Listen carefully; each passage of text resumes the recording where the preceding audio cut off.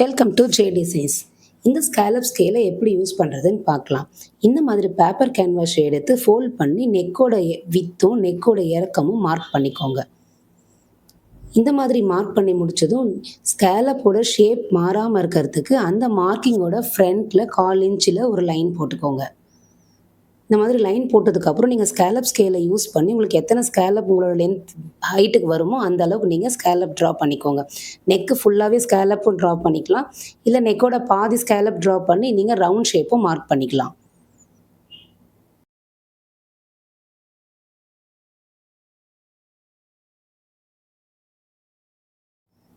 இந்த கர்விங் ஸ்கேலை யூஸ் பண்ணி நீங்கள் ரவுண்ட் ஷேப் ட்ரா பண்ணிக்கலாம். இந்த மெத்தடில் நீங்கள் யூஸ் பண்ணும்போது ரவுண்டோட ஷேப் வந்து அழகாக வரும்.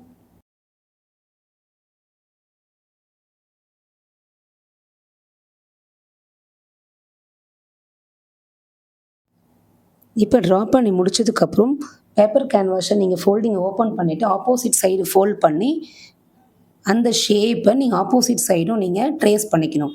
இதை ட்ரேஸ் பண்ணும்போது உங்களுக்கு அந்த ஸ்கேலப் ஈவனாக 2 சைடும் வரும். இது இந்த நெக்குக்கு மட்டும் இல்லைங்க, எல்லா நெக் ஷேப்ஸுக்குமே நீங்கள் இந்த மெத்தடை யூஸ் பண்ணும்போது நெக்கோட ஷேப் மாறாமல் 2 சைடும், ரைட் சைடு லெஃப்ட் சைடும் நெக்கோட ஷேப் வந்து ஈவனாக இருக்கும்.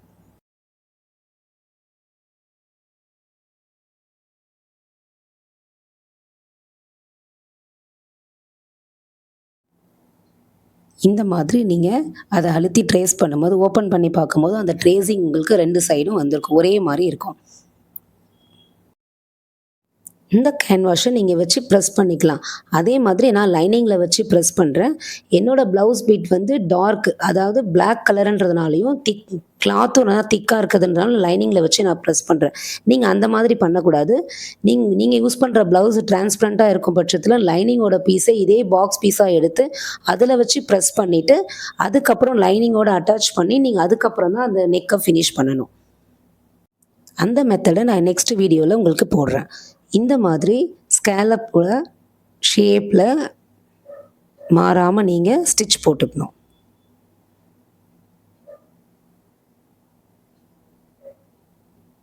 நெக்கு ஃபுல்லாகவும் இந்த ஸ்கேலப் டிசைனை நீங்கள் நீட்டாக கவர் பண்ணி முடிச்சிடணும்.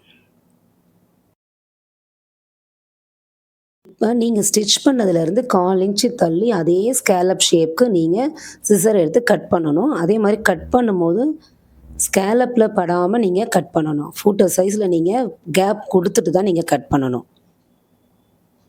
இதே மெத்தடில்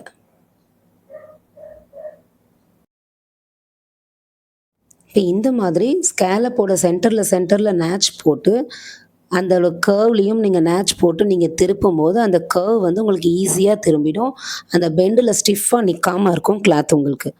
அது அதுக்கப்புறம் நீங்கள் ப்ரெஸ் பண்ணாமல் நீங்கள் ஸ்கேலப் வந்து கிளாத் மேலே ஸ்டிச் பண்ணாதீங்க. ப்ரெஸ் பண்ணிவிட்டு நீங்கள் ஸ்டிச் பண்ணும்போது உங்களுக்கு ஸ்டிச்சிங் போடுறதுக்கு ஈஸியாக இருக்கும். இந்த மாதிரி ஸ்டிச் போட்டு முடிச்சதுக்கப்புறம் நெக்கை ஃபினிஷ் பண்ணிக்கலாம்.